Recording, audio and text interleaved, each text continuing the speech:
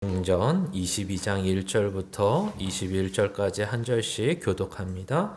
부형들아, 내가 지금 여러분 앞에서 변명하는 말을 들으라.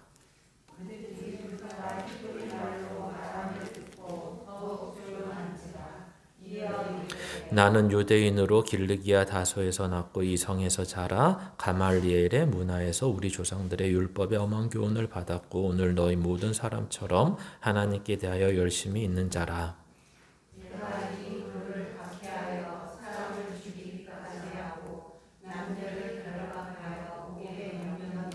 이에 대제사장과 모든 장로들이 내 증인이라. 또 내가 그들에게서 다메섹 형제들에게 가는 공문을 받아 가지고 거기 있는 자들도 결박하여 예루살렘으로 끌어다가 형벌받게 하려고 가더니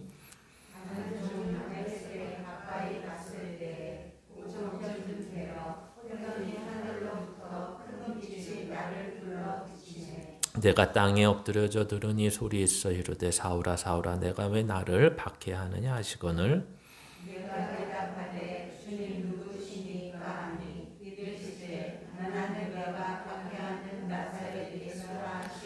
나와 함께 있는 사람들이 빛은 보면서도 나에게 말씀하시는 이의 소리는 듣지 못하더라.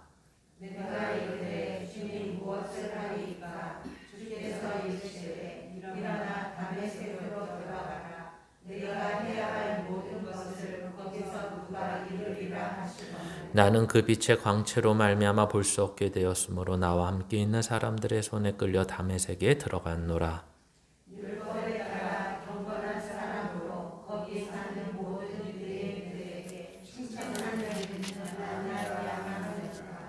내게 와 곁에 서서 말하되 형제 사울아 다시 보라 하거늘 즉시 그를 쳐다보았노라.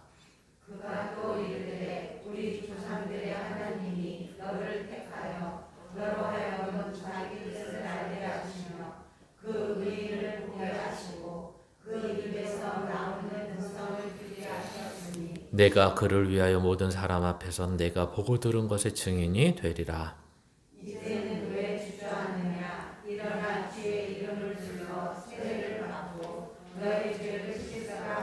후에 내가 예루살렘으로 돌아와서 성전에서 기도할 때 황홀한 중에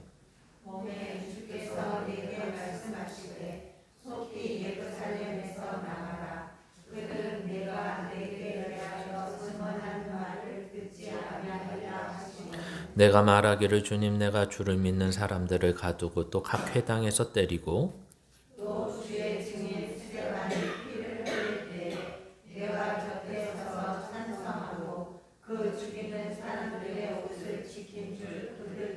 같이 읽습니다. 나더러 또 이르시되 떠나가라 내가 너를 멀리 이방인에게로 보내리라 하셨느니라.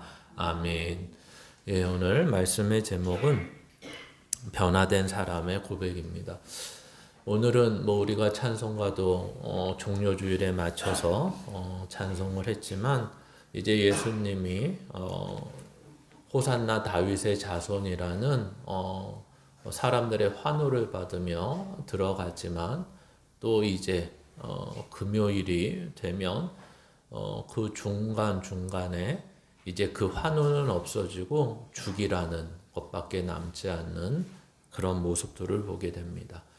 그래서 우리는 종료주일에 대해서 특별한 내용을 보는 시간은 아니고요. 이제 사도행전의 계속적인 내용을 보면서 예수님께서의 마음과 이제 사도 바울이 어떠한 심정으로 또 이 길을 같은 길을 걷고 있는 그러한 평행선이 아닌 같은 길을 따르고 있는 사도 바울의 모습을 보면서 예수 그리스도의 모습을 우리가 함께 보려고 합니다.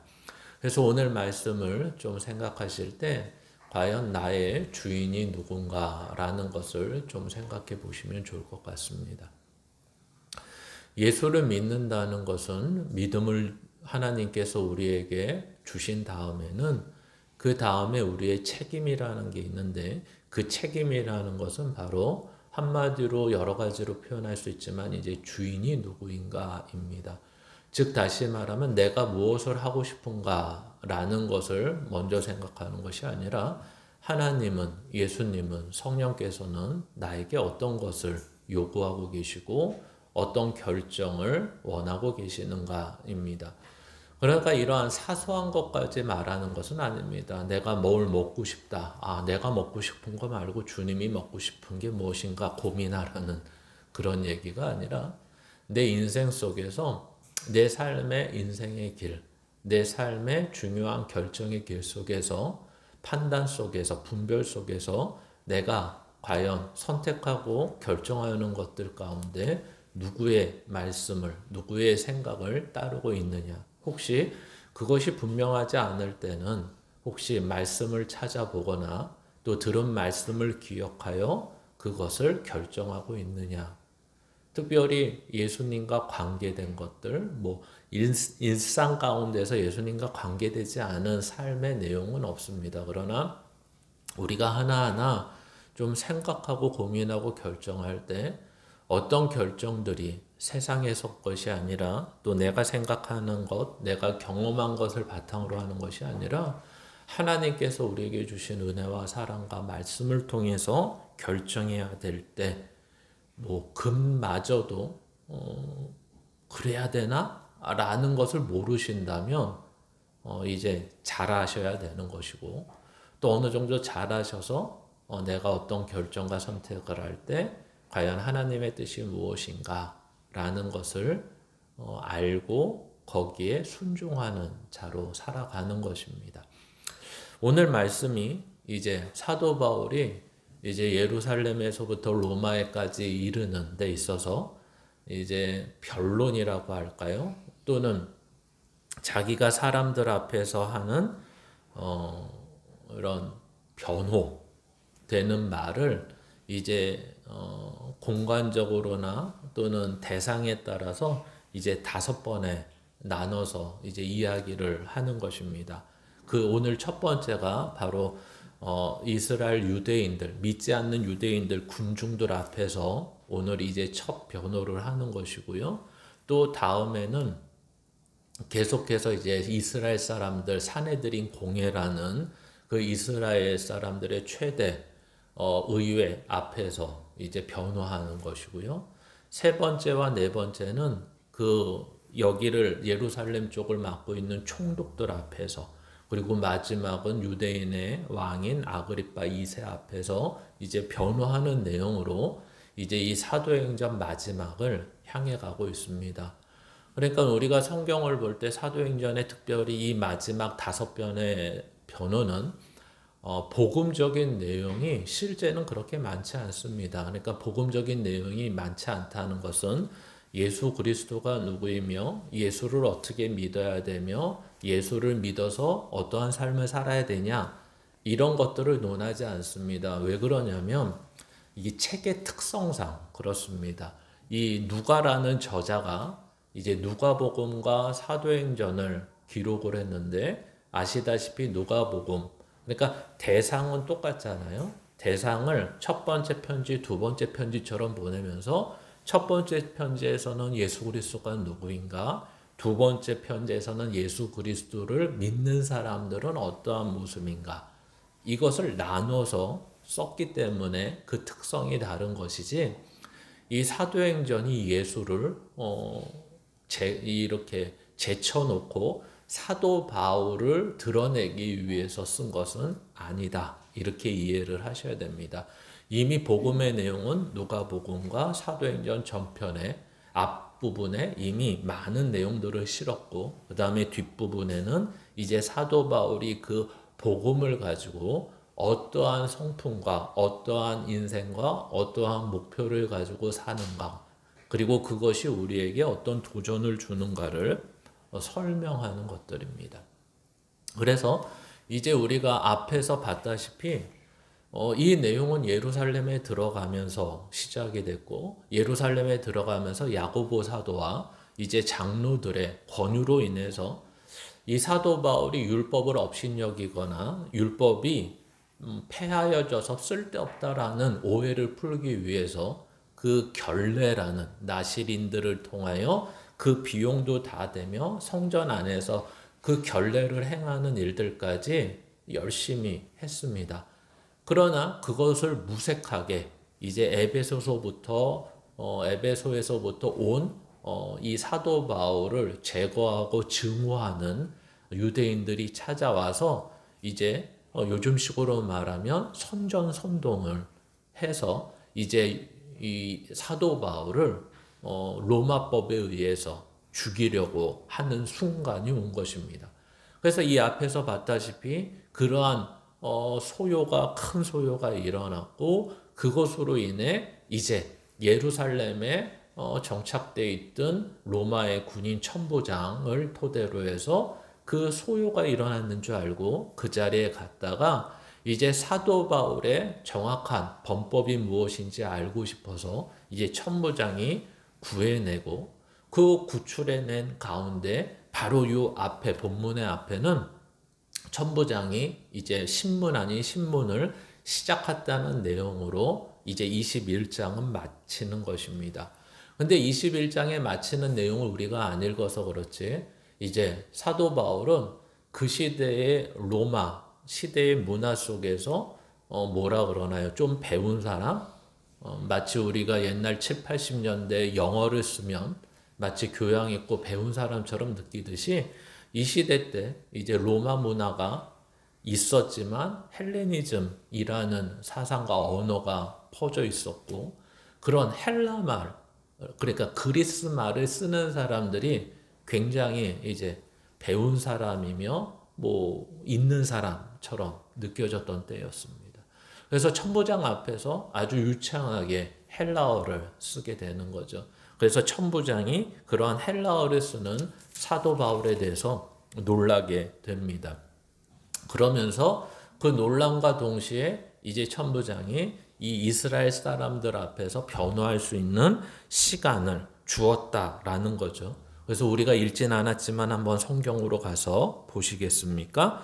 40절, 21장 40절에 가시면 천부장이 허락하거늘 바울이 층대 위에 서서 백성에게 손짓하여 매우 조용히 한 후에 히브리 말로 말하니라.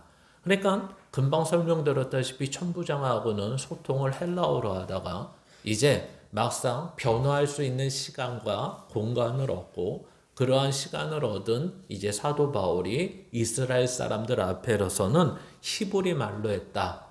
아마도 여기에서 히브리 말이라는 것은 뭐 여러 가지 해석이 있지만 조금 섞여서 하는 말. 그러니까 즉 다시 말하면 이때 중동 지역의 이 공용어는 히브리라는 이스라엘 말이라고 하기보다는 아람어로 이제 통일된 공용어로 쓰고 있었기 때문에 이런 성경이 말하는 히브리 말이라는 것은 아마 이 시대 때 보통 그것을 히브리 말이라고 했는데 실제는 아람어를 사용했을 가능성이 많은 것으로 보입니다. 즉 이렇게까지 표현하는 이유는 사도 바울이 유대인들에게 얼마나 자기를 변호하기 위해서 많은 사람들이 알아듣는 말로 사용을 했느냐. 즉 앞에서 자기의 유식함과 자기의 있음을 보여주기 위한 내용이 아니라 이스라엘을 향한 마음을 여기에서 보여주고 있다라는 것입니다. 그래서 여기서 뭐 여기랑 관련되진 않았지만 우리가 약간 뭐 상식으로 성경을 볼 때 아셔야 되는 것은 예를 들면 이제 고난 주간이 있으니까 십자가상에서 예수님께서 엘리 라마 사막다니 라는 말을 하신 것이 이제 아람어의 대표적인 예수님이 사용하신 표현이고 이 시대 때 이제 중동 언어로 아람어를 사용했지만 혹시 아람어와 아랍 그러니까 미음과 비읍이 있잖아요. 그 아랍어랑 아람어는 다른 것입니다. 이 아람어는 시리아 계통의 언어고 아랍어는 페르시아 계통의 언어고 이 뭐 셈족이다 이런 족이 쓰는 언어의 체계가 아예 다른 얘기입니다. 그래서 이 몇 세기 동안만 공용어로 쓰였던 이런 아람어가 이제 이스라엘 백성들 앞에서 변호하는 내용으로 그 언어를 사용되고 있음을 보게 되고 특별히 오늘 1절에 보시면 호칭 자체가 이 막대 먹은 인간들아 이렇게 시작을 안 하죠. 그러니까 이 분위기 때문에 제가 이렇게 표현을 하는 것입니다. 지금 사도 바울은 거의 20년 내내 뭐에 대해서 가장 힘들었냐라고 아마 천국에 가서 인터뷰를 하게 된다면 자기가 다른 서신서에서 이렇게 여러 가지 고난의 내용을 쓰잖아요. 뭐 태장도 몇 번 맞고 파선도 해서 죽을 뻔하고 뭐 해서 죽을 뻔하고. 근데 그 중에 제가 끊임없이 어렵고 힘들었던 것은 이거 같습니다. 동족의 어려움. 그렇죠? 이게 이제 사도 바울이 고백하는 내용 중에 하나인데 동족으로 인한 어려움. 그러니까 왜 어렵냐면 사도 바울의 어려움은 그러니까 또 오해가 있으실 것 같아서 계속해서 나는 바른 거를 전하고 복음을 전하고 예수를 전하고 하나님의 뜻에 대해서 잘 전하고 부름에 맞게 잘하고 있는데 이 유대인들이 자꾸만 날 방해해. 이런 게 힘들다는 것도 있지만 더 중요한 것은 내가 지금 진짜 내가 사랑하는 사람들은 유대인인데 이 유대인에게 복음을 전할 때마다 이 사람들은 복음을 안 받고 무관심한 정도가 아니라 오히려 그 복음에 대해서 증오를 일으키고 적대시하고 자기를 죽이려고 하는 데까지 가 있는 그러한 상태에 대하여 어려움을 표현하고 있다. 이렇게 생각하셔야 됩니다.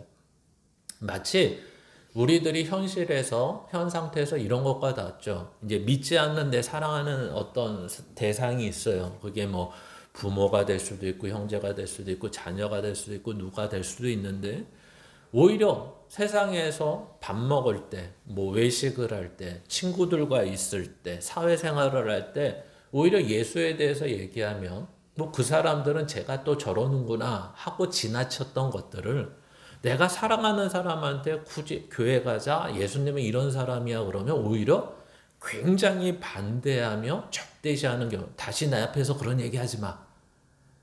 마치 무슨 왼수지간처럼.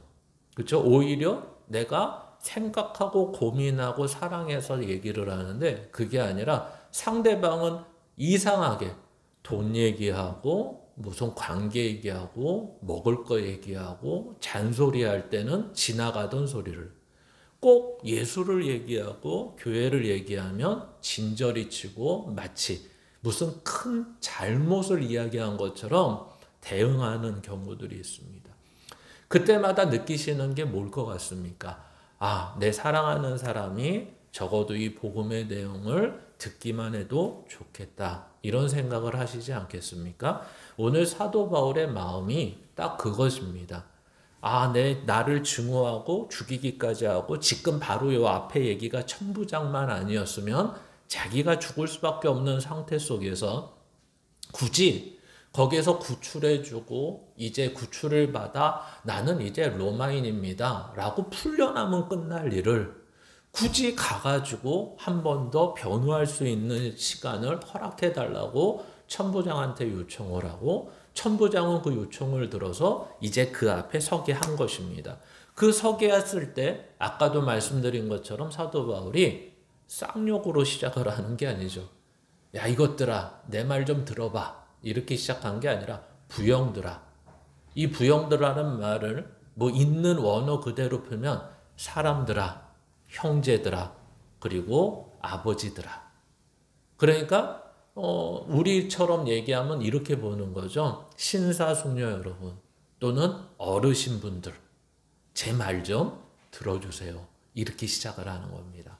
그것도 그들의 공용어로 저 사도 바울이 배울 만큼 배우고 알 만큼 알고 그런 사람인데도 불구하고 자기들 앞에서 이제 나의 형제들아, 나의 어르신 여러분들 제 말 좀 들어주십시오.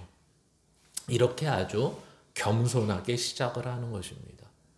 그러니까 사도 바울의 진심은 그 안에 있다는 거죠. 이 유대인들을 바라볼 때 나는 저 사람들을 버릴 수 없어. 저 사람들을 외면할 수 없어. 나를 증오하지만 나는 저 사람들을 향해 증오의 말과 증오의 마음으로 내뱉을 수 없어. 이렇게 시작을 하는 것입니다. 그래서 그 내용들이 이제 유대인들을 향한 마음을 간절히 드러내며 자기를 그 유대인들의 동질감을 얻기 위해서 설명을 합니다. 나는 이 길르기아 다소 사람입니다. 그러니까 길르기아 5사람이라는 이때의 의미는 나는 가장 문화가 화려하고 가장 돈이 많은 지역이었고 가장 학문이 앞선 지역이었고 여러 가지 문물을 많이 받은 지역에서 태어난 사람입니다. 그러니까 결국 이 말은 뭐냐면 나는 있는 집에서 태어났고 있는 사람이었고 많이 배운 사람이라는 것을 이렇게 표현을 하는 거죠. 요즘은 뭐 어디서 태어났습니까? 어디서 났습니까? 이런 말로 알 수가 없죠. 근데 이제 이 시대만 해도 2000년 전만 해도 그런 모습들이 있었다라는 것을 설명하고 있고 이제 그 잘난 것을 뒤로 하고 그 다음에 내가 어디에서 진정한 교육을 받았냐면 나는 가말리엘 문화생으로 율법을 예루살렘에서 배운 사람입니다. 그러니까 당신들과 다르지 않습니다. 태생은 소위 말하면 이런 거죠. 쉽게 말하면 이스라엘에서 태어나지 않고 터키에서 태어났지만 요름식으로 말하면 그러나 나의 정체성은 예루살렘 안에 있고 예루살렘 안에 있는 당신들이 가장 좋아하고 존경하는 그 문화생으로 지금 내가 교육을 다 받은 사람입니다. 그리고 그 교육을 받았을 뿐만 아니라 나는 그 교육대로 율법을 지키고 받고 연구한 대로 이제 하나님의 열심으로 당신들과 동일하게 예수 믿는 자를 박해하고 예수 믿는 자를 따라가고 예수 믿는 자들을 핍박하기 위해서 최선을 다한 사람입니다. 그리고 이제 당신들도 알겠지만 그러한 것들은 대제사장이나 장로들에게 물어보면 저보다 훨씬 잘 알 겁니다. 그러니까 이런 거죠. 우리식으로 말하면 예수 믿기 전에 저의 모습은 이러한 것이었습니다. 즉 저의 모습은 지금 나를 증오하는 당신들의 모습과 별다르지 않았습니다. 이렇게 얘기하는 거죠. 그러니까 시작 자체가 그들에게 복음이 들려주고 그들을 사랑하는 마음이 있고 그들의 위치와 그들의 눈높이에서 동질감을 형성하며 겸손하게 이야기하는 것입니다. 마치 믿지 않는 아까 말씀처럼 믿지 않는 자 그러나 가장 사랑하는 사람한테 다가가서 마치 이렇게 시작하는 것과 똑같죠. 나도 지금 당신의 모습과 같이 거절할 뿐만 아니라 증오하고 예수 얘기만 하고 교회 얘기만 하면 화를 냈던 사람 중에 저도 한 사람이었습니다. 어떻게 예수가 십자가상에서 우리의 죄를 용서하고 어떻게 부활을 했는 것을 믿을 수 있겠습니까? 그리고 더 나아가서 지금 예수 믿는 사람들을 보십시오. 교회를 보십시오. 멀쩡한 사람이 없어 보이지 않습니까? 오히려 반박하는 자의 모습처럼 있는 가운데 이제 사도 바울은 그 동질감을 얻기 위해서 자기도 그랬던 사람이라고 이 얘기하는 것입니다. 그러면서 간단하게 두 번째 얘기로 시작합니다.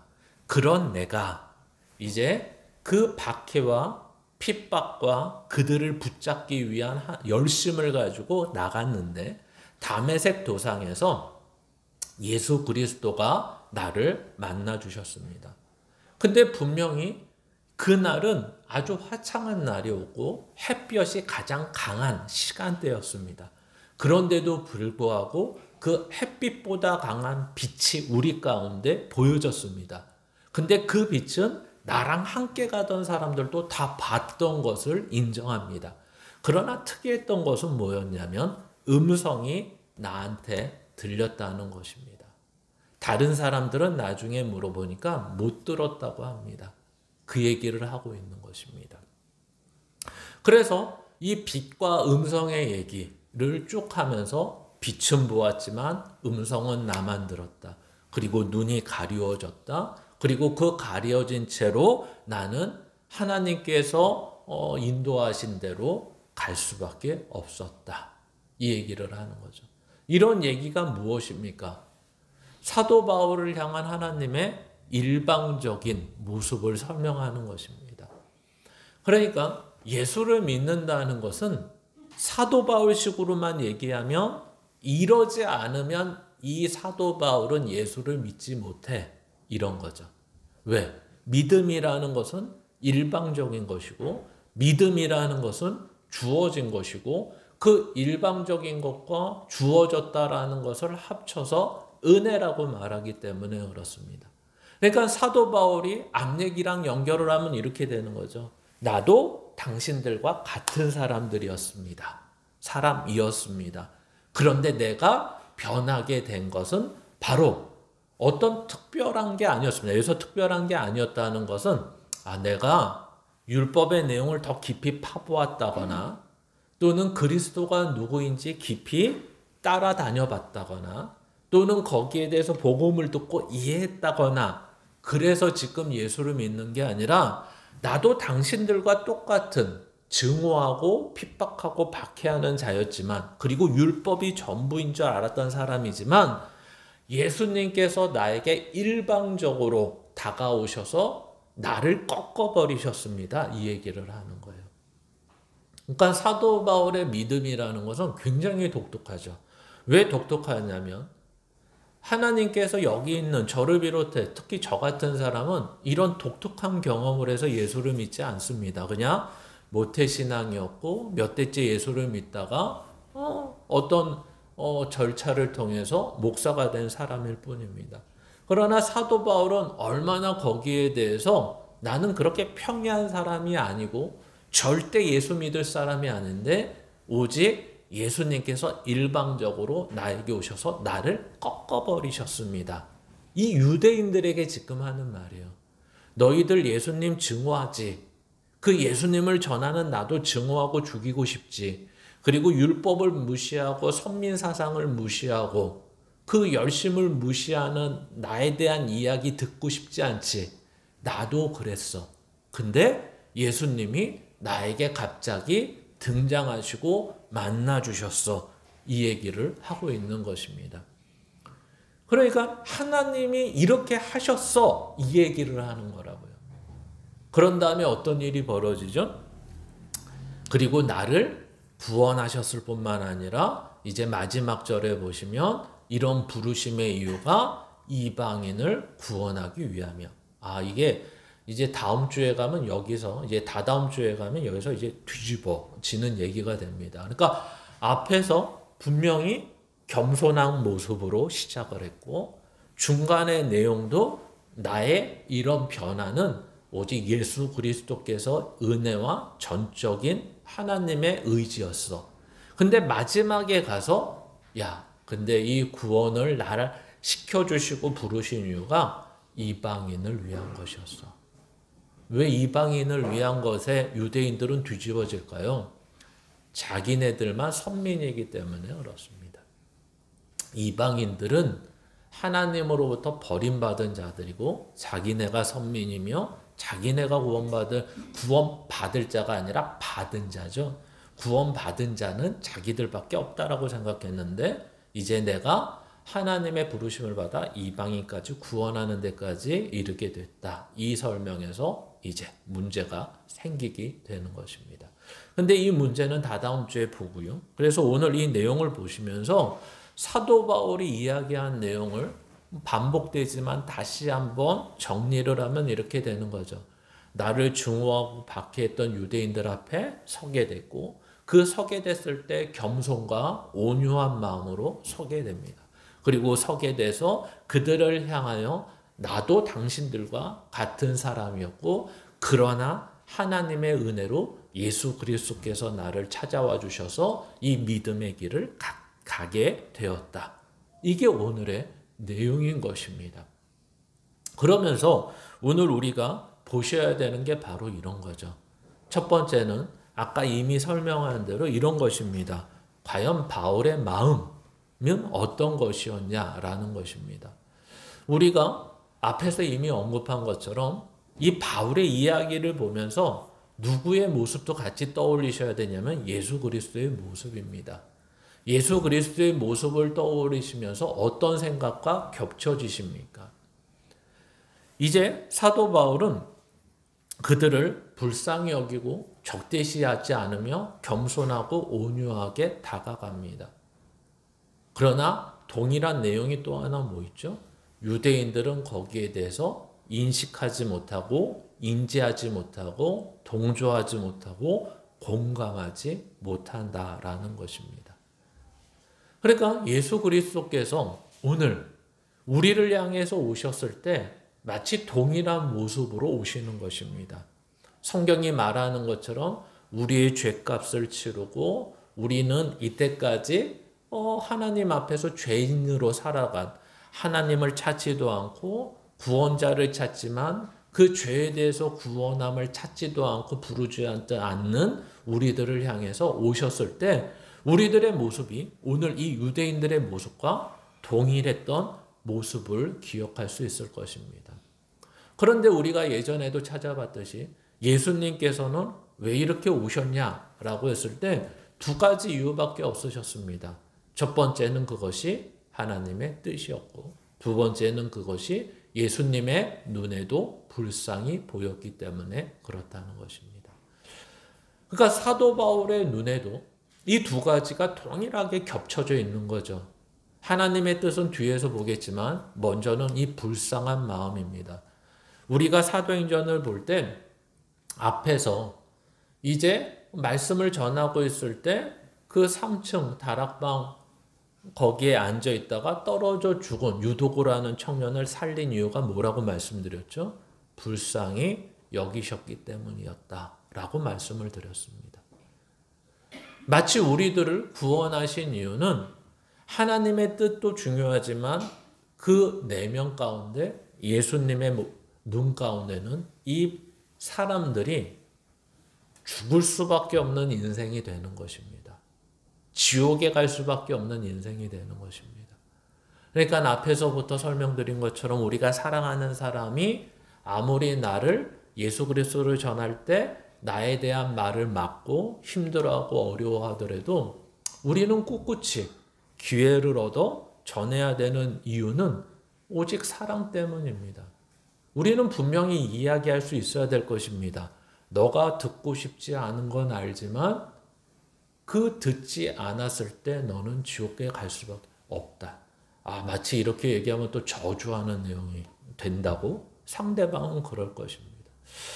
제가 예전에 어떤 예배를 드릴 때 그 말씀 중에 어떤 말을 했냐면 그때 모인 사람들의 구성원은 예수 믿는 사람만 있지 않고 좀 예수 믿는 사람도 있고 예수 안 믿는 사람도 있는 그런 모임 자리에서 우리 죄인을 구원하신다라는 말 한마디에 예수 안 믿는 분들이 꽂히셔가지고 저한테 다 끝나고 식사하면서 그런 얘기를 한 것을 아직도 기억합니다. 말씀이 다 좋았는데 꼭 죄인이라는 표현은 자기는 싫다는 거죠. 그러니까 찔림이 있는 거죠. 그러니까 듣고 싶지 않은 이유가 뭘 것 같습니까? 가장 중요한 거는 이미 안다는 것입니다. 뭘 알까요? 자기가 죄인임을.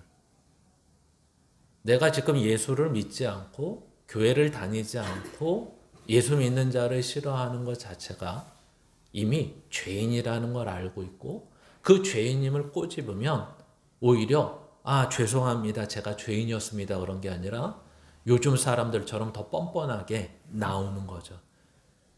더 이상 말하지 않았으면 좋겠다. 더 이상 말하지 않고 더 이상 입을 다물고 더 이상 듣지 않으면 그 사람은 하나님이 어떻게 하실지 모르겠지만 그 구원의 자리에 속히 와야 되는 그러한 시간들을 놓치고 있다라는 것입니다. 그래서 이 사도 바울의 눈에는 반복되는 얘기지만 유대인들을 향하여 증오와 적대감으로 지금 자기를 변호하는 것이 아니라 불쌍함과 은혜로 지금 그 대상을 바라보고 있다라는 것입니다. 자기가 전하지 않으면 안 됐고 그 전하는 것들이 당신들의 운명과 당신들의 영혼에 가장 중요한 것이기 때문에 그렇다는 것입니다. 근데 어느 때 보면 우리들도 이 사도 바울과 같은 예수님과 같은 이런 마음은 있지만 실제 그러지 않습니다. 왜 그럴까요? 믿음이 연약해서 그렇습니다. 믿음이 연약하다는 말은 뭘까요? 시간이 더 있을 거라 생각하는 것입니다. 그러니까 시간이 더 있을 거라는 생각은 무슨 말이냐면 내가 사랑하는 어떤 사람들이 믿지 않는 가운데 지금 더 급하고 중요한 게 있다고 생각하는 것입니다.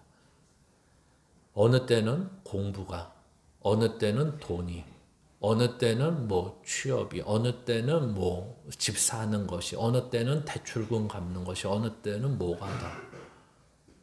그러니까 그 중요한 걸 하고 있다는데 지금 예수 믿는 것은 조금만 미루고 여유가 생기면 그때 할 수 있다고 생각하는 것입니다.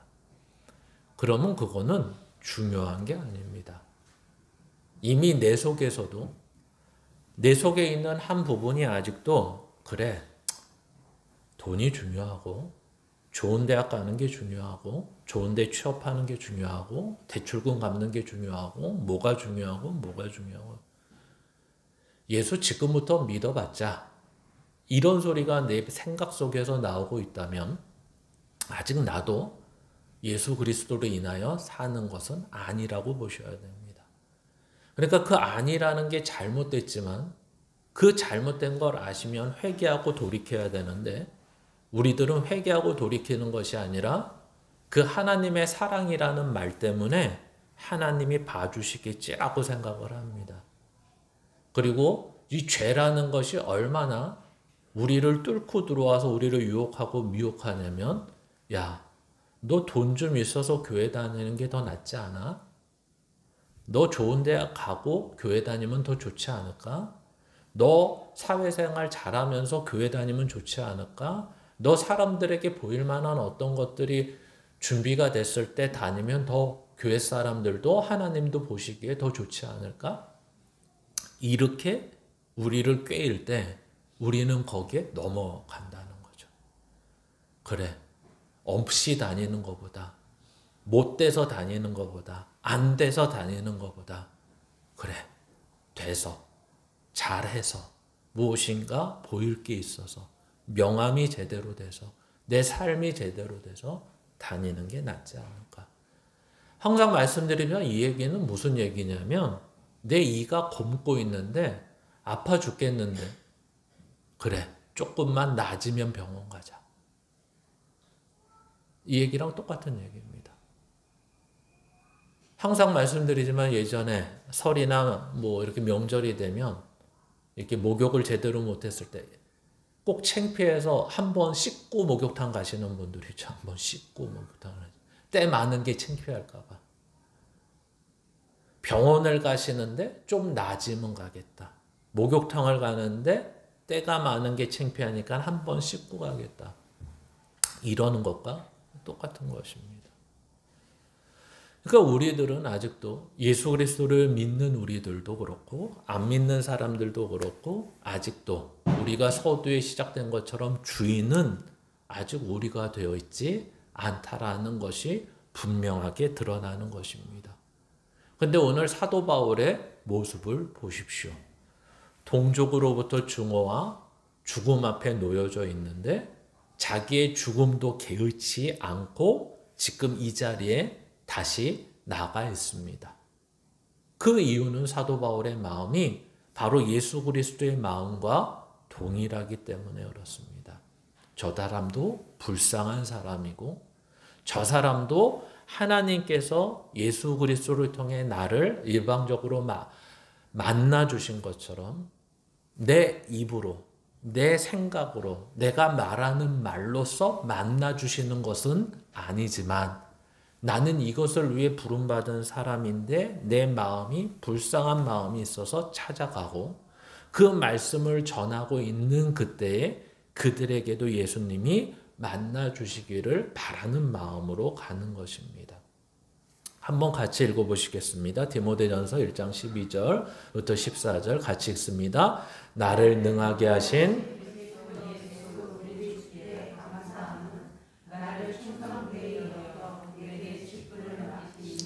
내가 전에는 비방자요 폭행자였으나 도리어 긍휼을 입은 것은 내가 믿지 아니할 때에 알지 못하고 행하였음이라.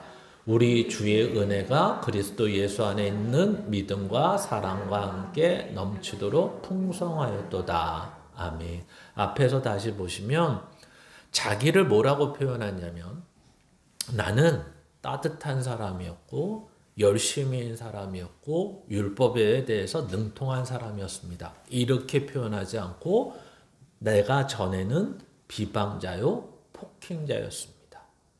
오늘 말과 동일하죠. 나도 당신들과 같이 예수 그리스도를 증오하고 믿는 자들을 박해했던 사람입니다. 라는 말과 똑같습니다. 근데 자기가 왜 그렇게 바뀌게 됐느냐라고 말했을 때 자기를 바뀌게 된 내용을 뭐라고 표현하냐면 긍휼을 입은 까닭은 이렇게 설명합니다. 그러니까 하나님이 나를 불쌍히 여기셔서 구원해 주셨다라는 말을 이렇게 표현하고 있고 그 다음 내용이 바로 그래서 우리 주의 은혜가 이렇게 되는 것입니다. 그러니까 이것은 내가 어떤 것을 잘했고 열심히 했기 때문에 하나님이 나의 어떠한 모습과 자격과 조건을 보시고 구원한 것이 아니라 당신들과 같은 모습이었지만 전적인 하나님의 긍휼과 은혜로 나를 구원하셨습니다. 불쌍히 여기셔서 나를 구원한 것입니다. 이 얘기입니다. 그러니까 이 말을 상대방한테 할 때는 이런 거죠. 당신도 구원받을 수 있습니다. 나 같은 사람도 하나님이 불쌍히 여기셔서 구원하셨습니다. 오직 하나님의 긍휼하심이 당신에게 있기를 원합니다. 이것이 사도 바울의 마음이었던 것입니다. 그러니까 이런 마음을 갖는다는 것은 솔직히 말씀 안에서는 이해가 되지만 실제적으로는 이해가 되지 않죠. 우리의 인내, 우리의 속마음, 우리에 대한 생각들은 그냥 저러다 죽으라고 냅두는 게 편합니다. 그렇죠? 3-4번 얘기하고 그것을 위해 애를 썼는데 말을 안 들으면 뭐 내 자식도 아니고 뭐 내 자식도 말을 안 듣는데 뭐 그죠? 누가 내 말을 들어요? 그냥 그렇게 살다 죽으십시오 라고 생각하고 표현하는 뭐 표현까지는 할 필요 없고 생각하고 멈추면 됩니다. 그러니까 사람들을 대해보면 특히 이제 저 목사다 보니까 이제 예수 믿는 사람들을 많이 접하기도 하지만 이렇게 이런 주변 사람들을 접할 때 무슨 문제가 생기면 가장 많이 하는 뭐 죄라 그럴까요? 많이 하는 나쁜 일이 거짓말입니다. 그러니까 우리는 거기에 대해서 아직 별 생각이 없는 것 같습니다. 그러니까 항상 지금도 이렇게 교회를 관리하면서 있다 보면 이렇게 주차 문제를 보면 가장 많이 하는 게 기본적으로 거짓말입니다. 뭐 여기 뒤쪽에 오늘도 이제 꽃가루를 치우면서 아주 당당하게 주차를 하시는 분이 계시더라고요. 꽃가루까지 치우면서. 그래서 여기 대시면 안 된다고 그랬더니 이 공장에 있는 사람, 관련된 사람이라는 거예요. 그래서 어떤 관련이냐. 사장님 아시냐고 그랬더니 자기 공장이 어쩌고 저쩌고. 그냥 빼시고 저 앞에 대시라고 그랬더니 그냥 대시더라고요. 다시 빼서. 아무 관련이 없는 거예요. 그렇죠? 그러니까 사람들은 뭘 하냐면 토요일 주일은 문 닫는 걸 아는 거예요. 그것만 아는 거예요. 그러니까 많은 사람들이 뭐 이렇게 하고 나서 그렇게 하십시오. 여기는 우리가 쓰는 구역입니다. 그러면 거짓말하고 아니면 뻔뻔스럽게 대들죠. 이거 당신 땅이 맞습니까? 건축물 대장을 가지고 그래요. 요즘 사람들은. 그러니까 제가 또 원래 이렇게 겸손하고 온유한 마음으로 해야 되는데 그러지 못하고 말을 하죠. 혹시 당신 마당이 비어있다고 누가 차를 대면 비어있는 동안 되겠다 그러면 놔두시냐고 내가 물어봅니다. 그리고 빼달라 그럴 때 빼줄 테니까 당신 마당 좀 쓰겠다고. 그제서야 빼는 사람이 있고 안 빼고 그제서는 꼬리를 좀 내리면서 조금 있다가 갈 테니까 그렇게 해주시면 안 되냐고 하는 분도 있고 그래요. 그리고 우리 믿는 사람들한테도 동일한 것입니다. 거짓말이 제일 많아요. 그러니까 실제는 자기는 거짓말이라고 생각 안 하는 거짓말, 임기응변이라고 말하죠. 이런 문제, 이런 어려움, 이런 생각. 그래서 우리는 사람들을 알면 알수록 이 말을 하는 이유는 이것입니다. 사람들에 대한 불쌍함과 긍휼함이 없어집니다. 실제는. 인간이 또 저러는구나. 그냥 저런 인간은 그냥 죽게 냅두는 게 낫겠다. 내가 아무리 얘기하면 뭐하냐. 근데 오늘 사도 바울이나 예수님의 마음은 그렇지 않습니다. 긍휼함을 갖죠. 하나님의 마음을 갖습니다. 그래서 우리는 그래서 기도해야 됩니다. 하나님, 저에게도 이런 마음을 주십시오. 제 생각에 이런 정의롭고 말씀대로 살기를 원하지만 하나님의 법대로 살기를 원하지만 오히려 사람들을 대하면 대할수록 그런 긍휼함과 하나님이 가지고 계시고 예수 그리스도께서 가지고 계셨던 온유함과 겸손함이 생기는 것이 아니라 오히려 증오심과 오히려 저 사람들을 저주하는 말로 가득 찹니다. 하나님, 제 힘으로는 안 됩니다. 오직 성령께서 제 마음에 인도하시고 인도하심에 제가 따를 수 있는 그런 마음을 주십시오. 사람은 너무 악합니다. 바로 그것이 저의 모습이기도 합니다. 이런 것이 우리에게 필요하다라는 것입니다. 두 번째는 오직 주만 따른다는 것입니다. 이 말이 얼마나 어려운 말이냐면 이제 예수 그리스도를 어떻게 사도 바울이 믿었죠? 일방적인 예수님의 찾아오심으로 믿습니다. 그리고 그가 꺾여집니다. 그가 꺾여진 다음에 그의 부르심에 순종이 시작이 됩니다. 그래서 그의 순종의 시작은 뭐가 같이 들어가야 되냐면 은혜만 들어가면 안 되고 책임이라는 게 함께 들어갑니다. 나를 쳐서 복종시키는 일들이 필요하다는 거죠.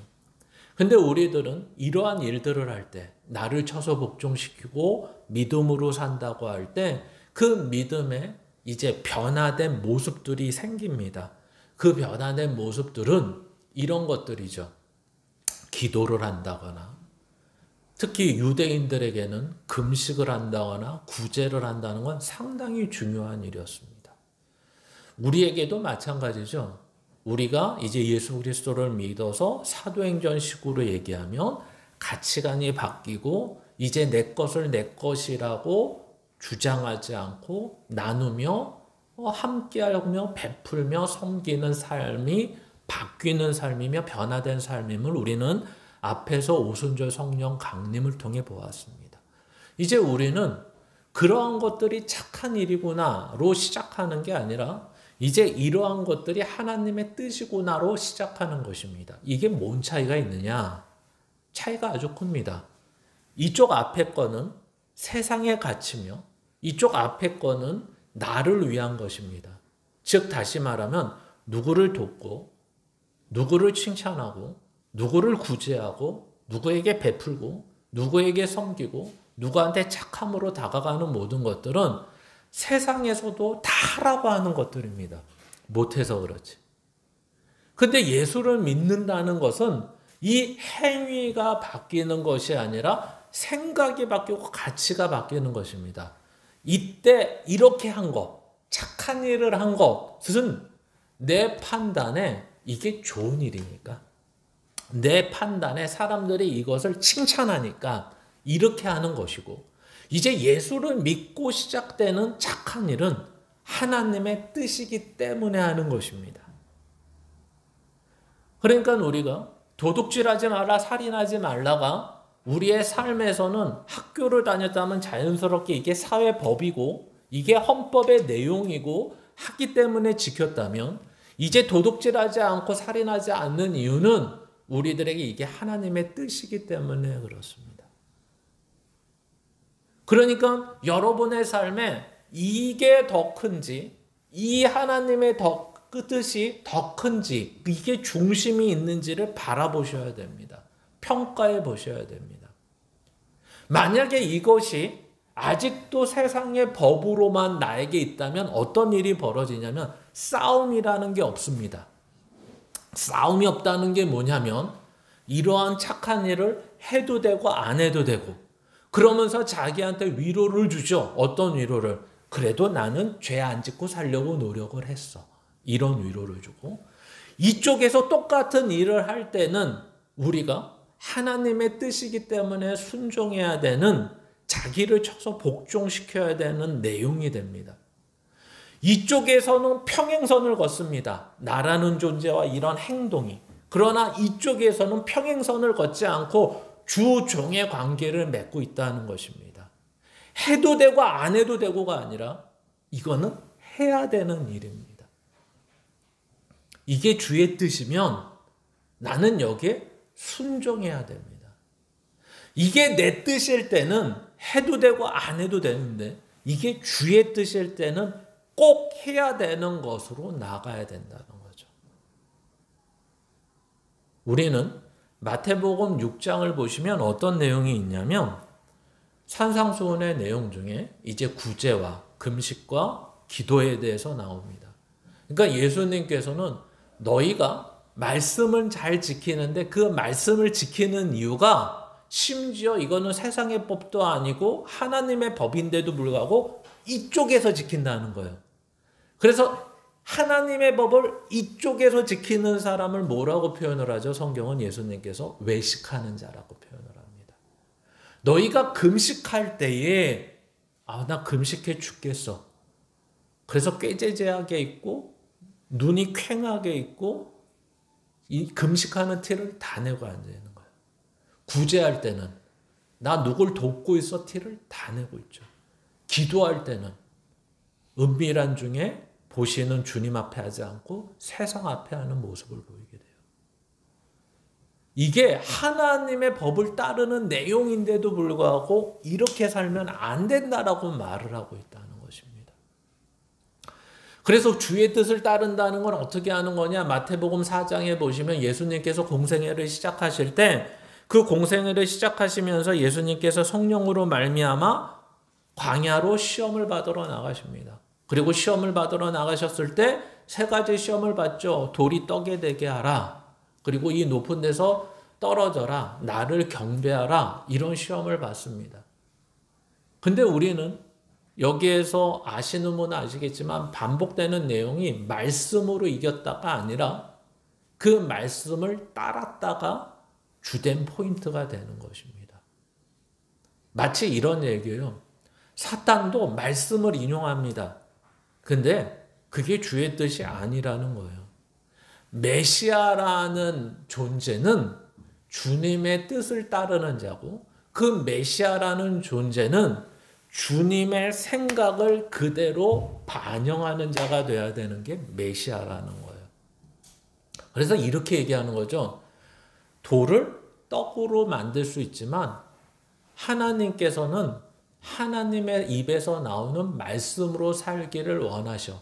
근데 죄인은 그렇게 못 살기 때문에 내가 온 거야. 이렇게 얘기하는 것이고, 야, 이 높은 데서 떨어지면 천군 천사가 와서 너를 상처 하나 남지 않게 해주실 때면 사람들이 너를 메시아임을 보게 할 거야. 아니, 나는 죽으러 온 사람이야. 그게 하나님의 뜻이야. 이렇게 설명하는 것입니다. 그 죽음이 죄를 해결할 거야. 그리고 나한테 경배, 사단이 말하죠. 그럼 이 천하 만물을, 아니 날 속이려고 하지만 이미 천하 만물이 하나님이 창조하시고 하나님의 것이야. 그리고 오직 경배의 대상은 하나님밖에 없어. 그럼 우리 생각에는 돈도 있고 하나님도 있고 있으면 좋을 거 아니냐라고 생각하는데 예, 이 땅에서는 좋습니다. 근데 얘는 영원하지 않아. 이 얘기를 하는 거죠.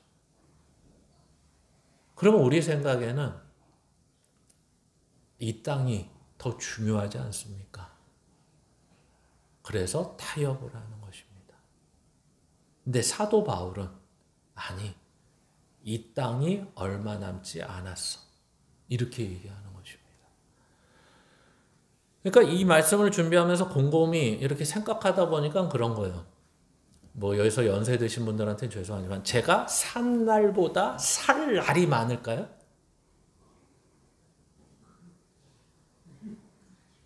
제가 이제 50은 좀 넘었습니다. 그러니까 살 날이 더 많을까요? 산 날이 이젠 더 많을까요?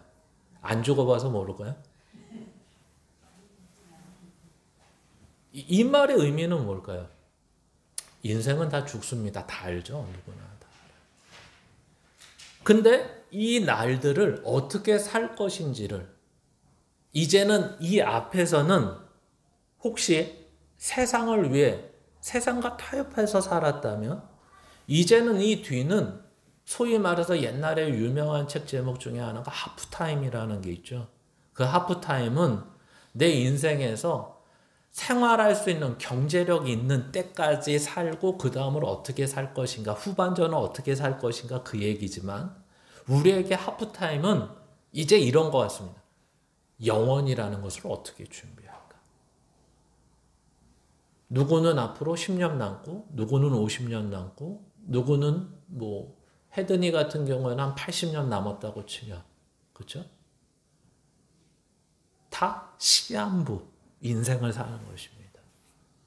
근데 처음부터 그렇게 살라고 요구하고 싶지는 않습니다. 왜냐하면 이것은 신앙이라는 건 시간이 필요하고 부딪힘이 필요하고 충돌이 필요하고 시행착오가 있어야 되기 때문에 그렇습니다. 그러나 어떤 삶의 숫자가 줄어들기 시작할 때는 이제 영원이라는 걸 생각하며 사셔야 될 것 같습니다. 이제는 이것 때문에 타협할 필요 없고 이것 때문에 서로 고민할 필요 없는 이것을 위해 살아야 되는 것. 그래서 마지막 갈라디아서는 이렇게 얘기합니다. 한번 같이 읽겠습니다. 내가 그리스도와 함께 십자가에 못 박혔나니 그런즉 이제는 내가 사는 것이 아니요 오직 내 안에 그리스도께서 사시는 것이라.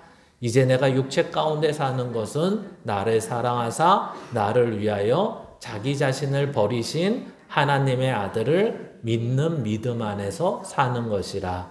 내가 하나님의 은혜를 패하지 아니하노니 만일 의롭게 되는 것이 율법으로 말미암으면 그리스도께서 헛되이 죽으셨느니라. 아멘. 이제 내 안에 그리스도로 사는 것이 영원을 준비하는 삶입니다. 그리고 사도 바울이 오늘 이 유대인들에게 자기를 중화하는 유대인들에게 전하는 것도 내가 하나님의 은혜를 패하지 아니하노니 만일 의롭게 되는 것이 율법이라면 이 유대인들에게 더 이상 할 말이 없을 것입니다. 그러나 이 의롭게 되는 것이 오직 그리스도의 은혜로만 되는 것임을 다시 한번 이야기하는 것입니다. 그래서 오히려 앞뒤가 바뀐 말 같습니다. 이제 은혜를 받았습니까? 그러면 이제 그리스도가 우리 안에 있는 것입니다. 우리 안에 그리스도가 있습니까? 그러면 그로 인하여 사십시오. 오히려 이렇게 얘기하는 것입니다. 그래서 오늘도 저와 여러분의 삶에 바울과 예수님과 같은 마음으로 오직 영혼에 대하여 순종하는 삶으로 사시는 저와 여러분이 되시기를 주님의 이름으로 축원합니다.